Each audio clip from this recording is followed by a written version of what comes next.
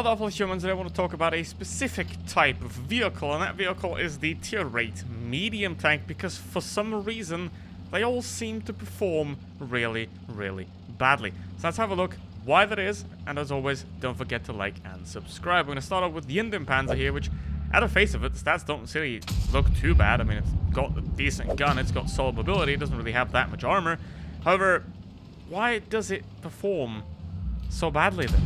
Because if we have a look at a vehicle like this, then we can see that the Churn, the Panther, the Pershing, the Indian Panzer, the STA are among some of the worst tanks by win rate of all time, according to Blitz stars.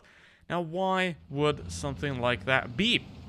Well, there can be a multitude of factors for that. First of all, they're somewhat tricky to play in a lot of cases. If you end up in a lot of tier 8 matches, you'll be fine. But if you end up in tier 9 matches, you're not going to have a great time against tier 9 heavies, and you're also not going to have, for the most part, not a great time against a lot of tier 8 heavies that are, well, pretty good for the most part, especially if it's the newer type of premium that these things just can't match. Now, something like a Pershing, they got buffed, right? So now they're not as bad anymore, which is certainly very nice. However, they're still down there. Now, there are a lot of reasons for that. Obviously, the first thing being that they're pretty old, and that some people, or a lot of people, might go for these first. Like a Pantera or something like that is going to do better simply by it being not as long in the game. But another reason can be the tech trees of these vehicles, because in here, what we've got is we have a lot of modules. And that is true for most tanks, but the problem with a lot of these tanks is that they're so outrageously bad when they're stock that they obviously pulls them down a very huge amount, and that is not great. Because here's the thing, what you have with tech tree tanks in terms of their statistics, you also have the stock factored in, you also have the crew factored in. You can't compare a tech tree vehicle to a premium vehicle 1-to-1, because the tech tree vehicle will always include the crew, will always include stock modules. A premium tank doesn't have that problem. It will always be at full perfect capacity. Now, the problem is that people will then be like, oh, but this premium tank has a bit more win rate, so it must be better. No. What is better, though, is subscribing. Now, that doesn't work. Because if you compare those two vehicles, then, and let's say the premium tank has a 1% better win rate than the tech tree tank, then the tech tree tank tends to be better. Because it had to go through being stock and being 50% crew in some instances. And if it's only that little behind, it's probably better, given the disadvantages they have. Now, these vehicles, though, they are just a little bit behind. They're all the way behind, which is not great. Now, obviously, the numbers I've showed earlier are overall numbers. So, they're not the 30 days or something like that. And that's the thing. With stats, you always gotta know all the factors. Of course, if you don't, then they don't really say much. I mean, numbers only say as much as you can get out of them and then understand from them. Because if you don't understand what the numbers say, they might as well say nothing. So, but this is a very nice game, 4.2k damage. So, again, you can play these tanks very well. So thank you very much for sending in this replay, which has been great. If you want to send in your own replays, put it on my Discord server. I've been using a lot of them lately, simply because I didn't have any time to play this game. But yeah, they're great replays. If you have any, put them on my Discord server, and yeah, you'll be featured here as well. So now, before we continue, I want to have a look at the event, because some people asked me to explain it. Now, this one's pretty straightforward. Win 300 battles and you get a crate, which isn't good. You don't want crates.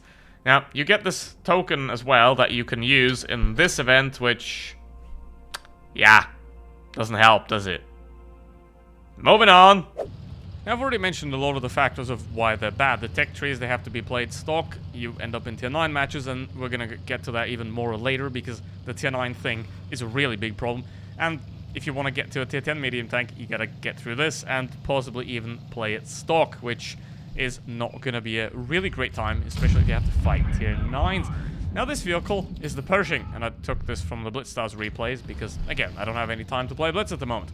Now, It's a great replay, and the tank it's fine now. You've got 2,600 DPM, you've got bad standard penetration, but you've got excellent premium penetration. So this vehicle's fine now, really. But there is a bigger problem with the system of how tier 8 medium tanks are built.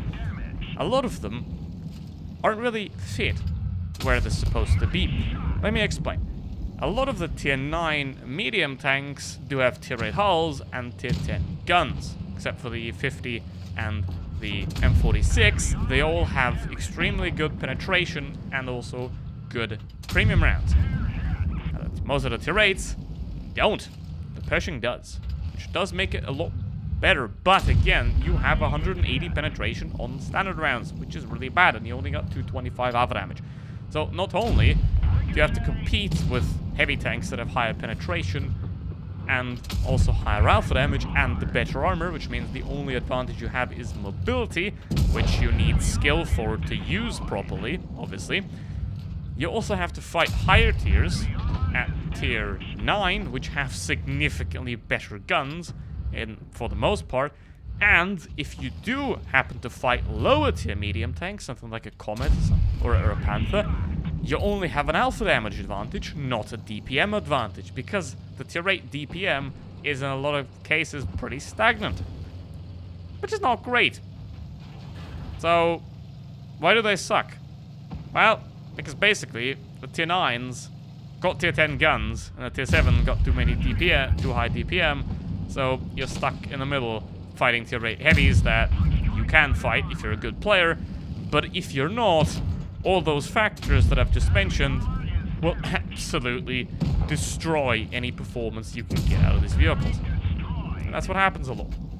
A lot of people take these tanks first, like the Soviet tanks, the British tanks, the American tanks, the European tanks. I don't really think a lot of people start with them, and something like a Pantera P44 is better than the ones I specifically mentioning here.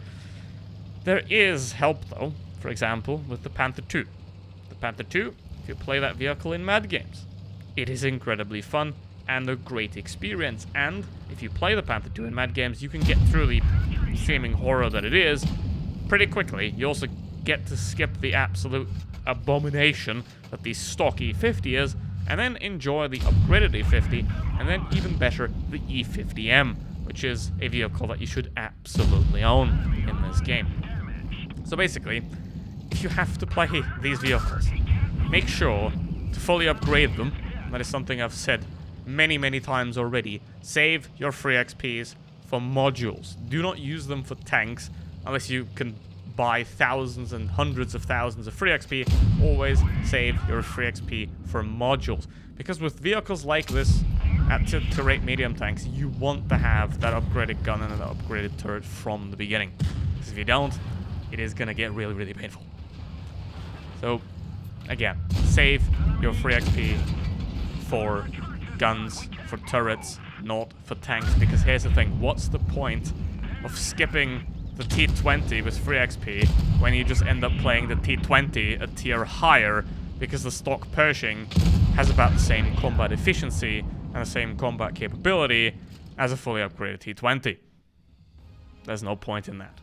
Which means, use your free XP wisely and think whether you want to get through these vehicles, and if you have to, ideally do it in fun modes. Now, I could personally say the Pershing works pretty well.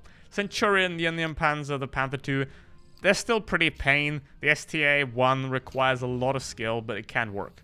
But other than that, that's about it. Thank you very much for watching. See you next one. Goodbye.